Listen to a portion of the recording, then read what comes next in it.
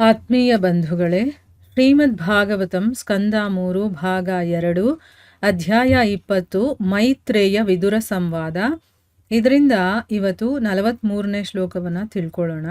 ಶ್ಲೋಕ 43. ತ ಆತ್ಮಸರ್ಗಂ ತಂ ಕಾಯಂ ಪಿತರ ಪ್ರತಿಪೇದಿರೆ ಸಾಧ್ಯೇಭ್ಯಶ್ಚ ಪಿತೃಭ್ಯಶ್ಚ ಕವಯೋ ಯದ್ವಿತನ್ವತೆ. ಅನುವಾದ: ಪಿತೃಗಳು ತಮ್ಮ ಅಸ್ತಿತ್ವದ ಮೂಲವಾದ ಅಗೋಚರ ಶರೀರವನ್ನು ವಶಕ್ಕೆ ತೆಗೆದುಕೊಂಡರು. ಈ ಅಗೋಚರ ಶರೀರದ ಮಾಧ್ಯಮದ ಮೂಲಕವೇ ಕರ್ಮಾನುಷ್ಠಾನ ಪರಿಣಿತರು ಶ್ರಾದ್ದವನ್ನು ಮಾಡುವ ಸಂದರ್ಭದಲ್ಲಿ ಸಾಧ್ಯರು ಮತ್ತು ಪಿತೃಗಳಿಗೆ ಪಿಂಡವನ್ನು ಹಾಕುತ್ತಾರೆ. ಇದು ಶ್ಲೋಕ ಮತ್ತು ಅದರ ಅನುವಾದ. ಈಗ ಭಾವಾರ್ಥದ ಮೂಲಕ ನಾವು ಇದರ ಅರ್ಥವನ್ನು ತಿಳ್ಕೊಳ್ಳೋದಕ್ಕೆ ಪ್ರಯತ್ನ ಮಾಡೋಣ. ಓದ ಭಾಗದಲ್ಲಿ ನಾವೇನು ತಿಳ್ಕೊಂಡ್ವಿ?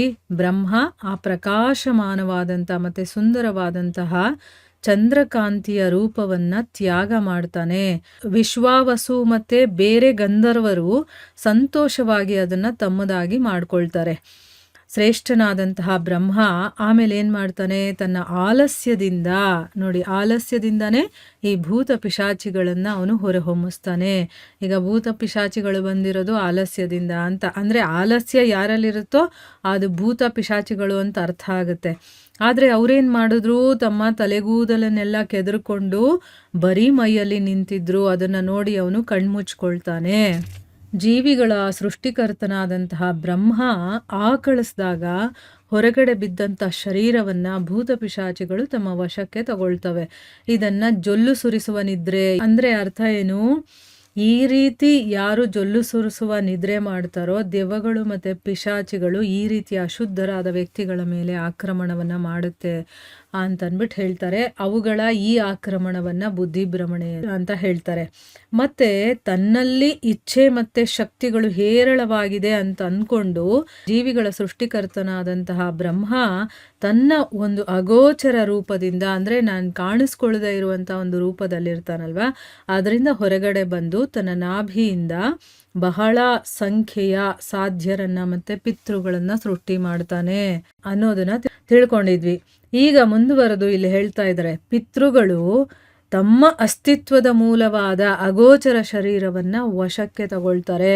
ಅಂದರೆ ಇಲ್ಲಿ ಅಗೋಚರವಾದಂತಹ ಶರೀರವನ್ನು ಬಿಟ್ಟುಬಿಡ್ತಾನೆ ಅಂತ ಹೇಳ್ತಾರಲ್ಲ, ಆ ಅಗೋಚರವಾದ ಶರೀರಗಳನ್ನು ಪಿತೃಗಳು ತಗೊಳ್ತಾರೆ. ಅಂದರೆ ಪಿತೃಗಳಿಗೆ ಶರೀರ ಇರೋದಿಲ್ಲ, ಅಗೋಚರವಾದಂಥ ಶರೀರದ ಮೂಲಕ ಅವರು ತಮ್ಮೆಲ್ಲ ಕೆಲಸಗಳನ್ನು ಮಾಡಿಕೊಳ್ತಾರೆ. ಕರ್ಮಾನುಷ್ಠಾನ ಪರಿಣಿತರು ಯಾರಾಗಿರ್ತಾರೋ ಅಂಥವರು ಶ್ರಾದ್ದವನ್ನು ಮಾಡುವಂಥ ಸಂದರ್ಭದಲ್ಲಿ ಸಾಧ್ಯರು ಮತ್ತು ಪಿತೃಗಳಿಗೆ, ಅಂದರೆ ನಮ್ಮನ್ನು ಅಗಲಿರುವಂತಹ, ನಮ್ಮಿಂದ ದೂರ ಆಗಿರುವಂತಹ ಪೂರ್ವಜರ ರೂಪದಲ್ಲಿ ಇರ್ತಾರೆ ಅವರು ಅಂತ ನಾವು ಹೇಳ್ತೀವಲ್ವಾ. ಪಿತೃಗಳು ಅಂತಂದರೆ ನಮ್ಮ ಹಿರಿಯರು ಈಗ ಬೇರೆ ಒಂದು ರೂಪದಲ್ಲಿದ್ದಾರೆ ಅಂತ ನಾವು ಅಂದ್ಕೊಳ್ತೀವಿ, ಬೇರೆ ಒಂದು ಲೋಕದಲ್ಲಿದ್ದಾರೆ ಅಂತಂದ್ಬಿಟ್ಟು ಅಂಥವರಿಗೆ ಪಿಂಡವನ್ನು ಹಾಕ್ತಾರೆ. ಯಾರು? ಪರಿಣಿತರು, ಅಂದರೆ ಶ್ರಾದ್ದವನ್ನು ಮಾಡಿಸುವಂಥವ್ರು, ಕರ್ಮಾನುಷ್ಠಾನ ಪರಿಣಿತರು. ಶ್ರಾದ್ದವನ್ನು ಮಾಡಬೇಕಾದ್ರೆ ನಮ್ಮ ಹಿರಿಯರು ಯಾರು ಸತ್ತು ಹೋಗಿರ್ತಾರೋ ಅಂಥವರು ಪಿತೃಗಳ ರೂಪದಲ್ಲಿ, ಸಾಧ್ಯರ ರೂಪದಲ್ಲಿ ಇರ್ತಾರೆ ಅಂತಂದ್ಬಿಟ್ಟು ಅವರಿಗೆ ಪಿಂಡವನ್ನು ಹಾಕ್ತಾರೆ ಅಂತಂದ್ಬಿಟ್ಟು ಈ ಶ್ಲೋಕದಲ್ಲಿ ಹೇಳ್ತಾ ಇದ್ದಾರೆ. ಈಗ ಭಾವಾರ್ಥದಲ್ಲಿ ಗುರುಗಳು ಇದರ ಬಗ್ಗೆ ಏನು ಹೇಳಿದ್ದಾರೆ ಅಂತ ತಿಳ್ಕೊಳ್ಳೋಣ. ಶ್ರಾದ್ದವು ವೈದಿಕರು ಆಚರಿಸುವ ಒಂದು ವಿಧ್ಯುಕ್ತ ಆಚರಣೆಯಾಗಿದೆ. ಪ್ರತಿ ವರ್ಷದಲ್ಲೂ 15 ದಿನಗಳಲ್ಲಿ ಧಾರ್ಮಿಕ ವಿಧಿಯನ್ನಾಚರಿಸುವ ಸಂಪ್ರದಾಯವಾದಿಗಳು ಅಗಲಿದ ಪಿತೃಗಳಿಗೆ ಆಹುತಿಯನ್ನು ಅರ್ಪಿಸುತ್ತಾರೆ. ಹಾಗಾಗಿ ಪ್ರಕೃತಿ ವಿಕಾರದಿಂದಾಗಿ ಪಿತೃಗಳಿಗೆ ಐಹಿಕ ಸುಖಗಳಿಗೆ ಅಗತ್ಯವಾದ ಸ್ಥೂಲ ಶರೀರವಿರುವುದಿಲ್ಲ. ಪಿತೃಗಳು ಮತ್ತು ಪೂರ್ವಜರು ತಮ್ಮ ವಂಶಜರು ನೀಡುವ ಶ್ರಾದ್ದದ ನೈವೇದ್ಯದಿಂದ ಅಂತಹ ಶರೀರವನ್ನು ಮತ್ತೆ ಪಡೆಯಲು ಸಾಧ್ಯವಾಗುತ್ತದೆ.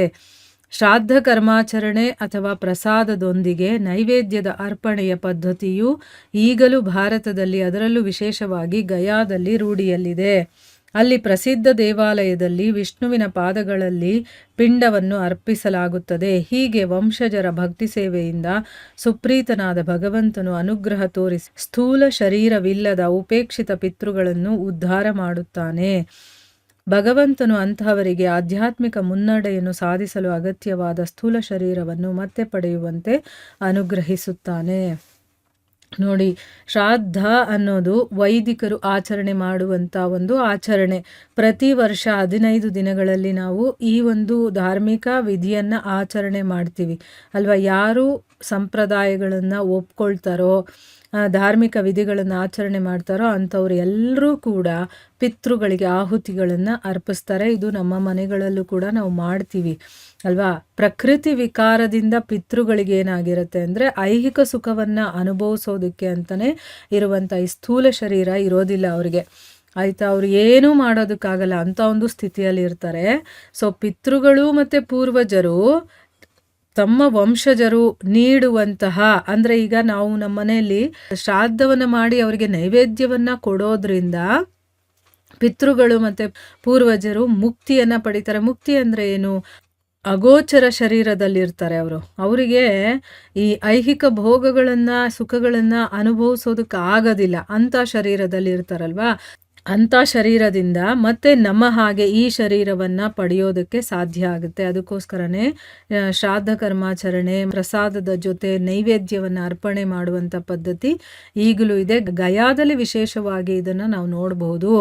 ಅಲ್ಲೇನು ಮಾಡ್ತಾರೆ ಅಂತಂದರೆ, ಅಲ್ಲಿ ಪ್ರಸಿದ್ಧವಾದಂತಹ ದೇವಾಲಯದಲ್ಲಿ ವಿಷ್ಣುವಿನ ಪಾದಕಮಲಗಳಲ್ಲಿ ಪಿಂಡವನ್ನು ಅರ್ಪಣೆ ಮಾಡ್ತಾರೆ. ಈಗ ನಾವು ಕೂಡ ಹಾಗೆ ಮಾಡಬೇಕು. ಬರೀ ನಾವು ಅಡುಗೆ ಮಾಡಿಬಿಟ್ಟು ಬಡಿಸ್ಬಿಡೋದು ಅಥವಾ ಅವರು ಮುಂದೆ ಫೋಟೋ ಮುಂದೆ ಇಟ್ಬಿಡೋದಲ್ಲ, ಪಿತೃಗಳಿಗೆ ಇದು ಸೇರಬೇಕು ಅಂತ.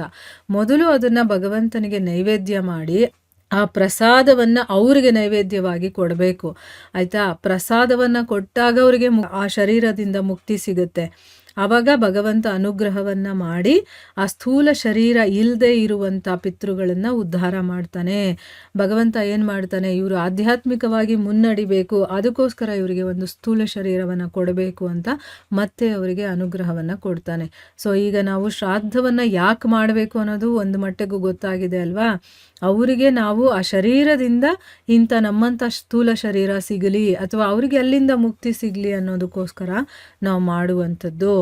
ದುರದೃಷ್ಟವಶಾತ್ ಮಾಯೆಯ ಪ್ರಭಾವದಿಂದ ಬದ್ಧಜೀವಿಯು ತಾನು ಪಡೆದ ಶರೀರವನ್ನು ಇಂದ್ರಿಯ ಲೋಲುಪತೆಗೆ ಬಳಸುತ್ತಾನೆ.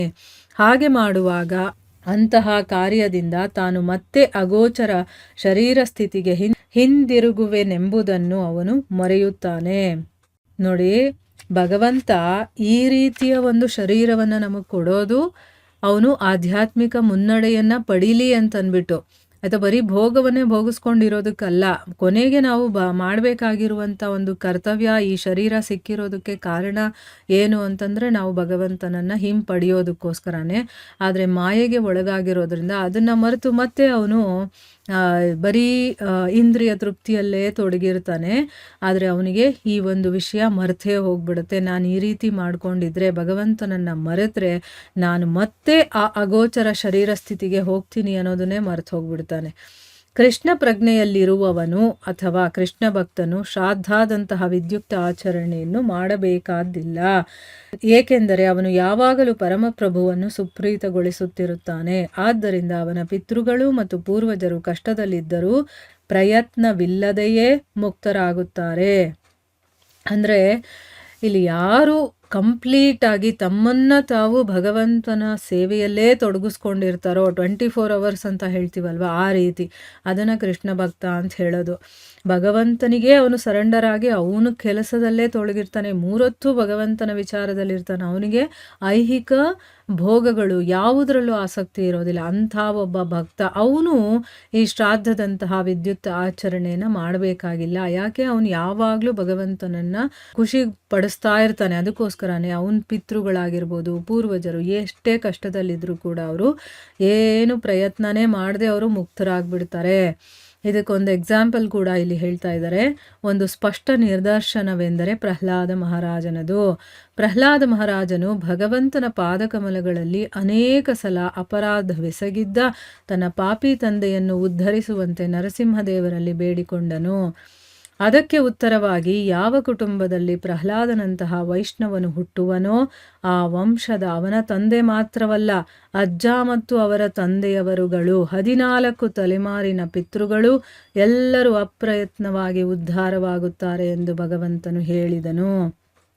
ಆದ್ದರಿಂದ ತಾತ್ಪರ್ಯವೆಂದರೆ ಕೃಷ್ಣ ಪ್ರಜ್ಞೆಯು ಕುಟುಂಬಕ್ಕೆ, ಸಮಾಜಕ್ಕೆ ಮತ್ತು ಎಲ್ಲ ಜೀವಿಗಳಿಗೆ ಸತ್ಕಾರ್ಯಗಳ ಮೊತ್ತವಾಗಿರುತ್ತದೆ.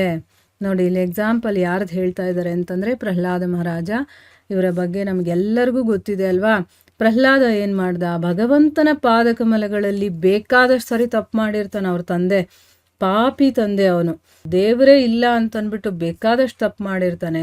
ಅವನನ್ನು ಉದ್ಧಾರ ಮಾಡುವಂಥ ನರಸಿಂಹದೇವರಲ್ಲಿ ಬೇಡ್ಕೊಳ್ತಾನೆ ಪ್ರಹ್ಲಾದ, ನನ್ನ ತಂದೆ ಈ ರೀತಿ ಅವನು, ನೀನು ಅವನನ್ನು ಉದ್ಧಾರ ಮಾಡು ಅಂದಾಗ ಭಗವಂತ ಏನು ಹೇಳ್ತಾನೆ, ಯಾವ ಕುಟುಂಬದಲ್ಲಿ ಪ್ರಹ್ಲಾದನಂತಹ ವೈಷ್ಣವ ಹುಟ್ಟುತ್ತಾನೋ ಅವನ ತಂದೆ ಮಾತ್ರ ಅಲ್ಲ, ಅವನ ವಂಶದಲ್ಲಿರುವಂಥ ಅವನ ಅಜ್ಜ, ಅವ್ರ ತಂದೆಯವರುಗಳು 14 ತಲೆಮಾರಿನ ಪಿತೃಗಳು ಅಂತ ಹೇಳಿದಾನೆ.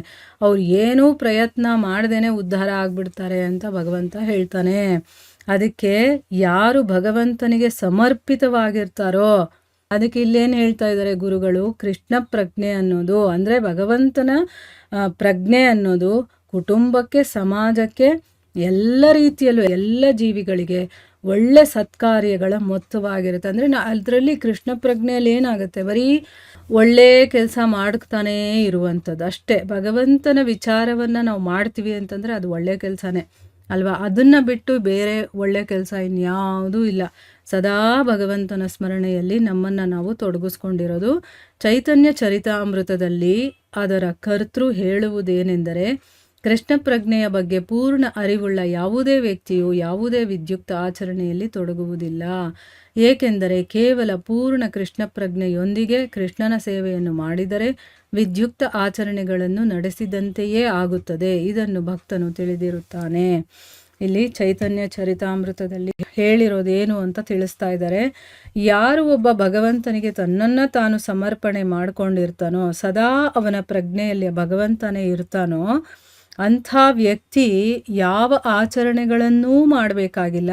ಈಗ ಒಬ್ಬ ಮನುಷ್ಯ ಅಂತಂದಮೇಲೆ ಅವನದೇ ಆದಂಥ ಕೆಲವೊಂದು ಆಚರಣೆಗಳನ್ನು ಅವನು ಮಾಡಬೇಕಾಗುತ್ತೆ. ಧರ್ಮಾಚರಣೆಗಳು ಅಂತ ಇರುತ್ತೆ. ಅವನು ಗೃಹಸ್ಥಾಶ್ರಮದಲ್ಲಿದ್ದರೆ ಈ ರೀತಿ ಮಾಡಬೇಕು. ಬೇರೆ ಬೇರೆ ಆಶ್ರಮಕ್ಕೆ ತಮ್ಮದೇ ಆದಂಥ ಕೆಲವೊಂದು ಆಚರಣೆಗಳನ್ನು ಹೇಳಿರ್ತಾರೆ.